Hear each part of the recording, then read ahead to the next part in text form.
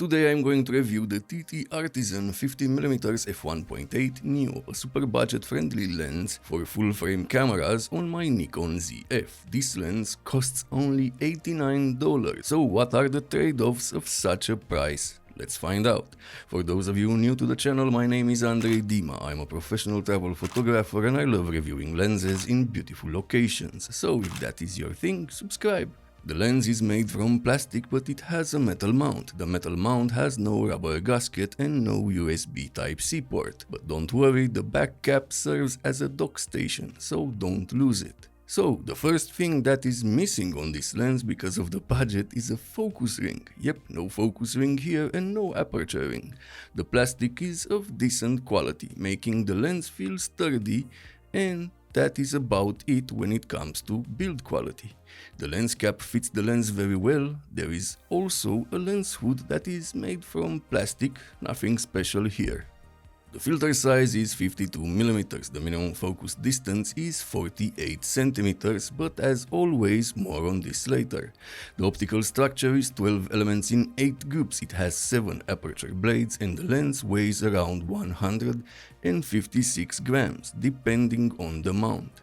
On my Nikon ZF you barely feel the lens, which is nice if you don't want to use a grip with the camera.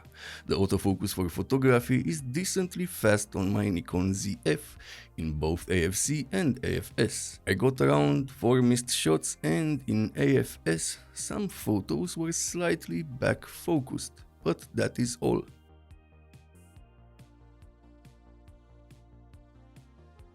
The autofocus for video, as you can see, works well, no hunting, no pulsing. Also here you can see that the lens suffers from a bit of focus breathing, quite good for a super budget lens. Flare, when it comes to flares, as you can see here, you get flares and glare if you shoot directly into a powerful source of light.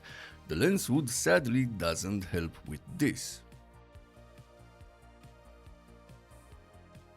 Chromatic aberrations, you can see just a bit of purple fringing at f1.8 as you can see here, but it goes away at f2.8. When it comes to loca, longitudinal chromatic aberrations, they are visible at f1.8 and they go away around f5.6. Now let's talk about image quality and start with colors. This lens produces some nice looking colors. Reminds me of the Zeiss 32mm f1.8. So a good start. Sadly, the lens doesn't have the same pop that the Zeiss did. At f1.8, the center of the frame is decently sharp, but the contrast is a bit low. The mid-frame the same, and the corners, sadly, are very soft. Stopping down to f2.8 makes the center sharp with good contrast, and the mid-frame the same. Keep in mind I tested this lens on a 24 megapixel sensor. On a higher one, it is going to perform differently.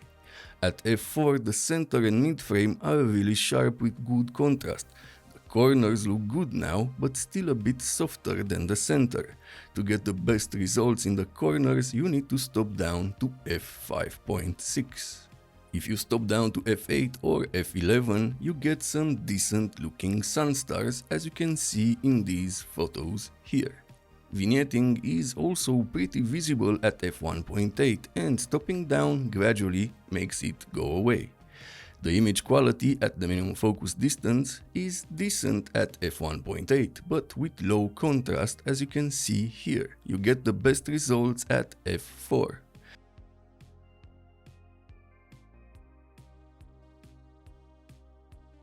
The bokeh of the lens is nice and smooth, I think it looks very pleasing, and there are no harsh edges or any weird blooming.